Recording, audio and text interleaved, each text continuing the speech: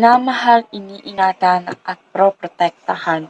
Sa kalungkutan, ikaw ang aking masasandalan. Sa ating tahanan, ikaw ang proprotektahan.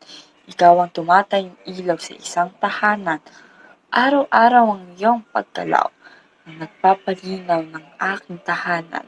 Mananatiling inspirasyon ng iyong pananaw na aking hinahangaan.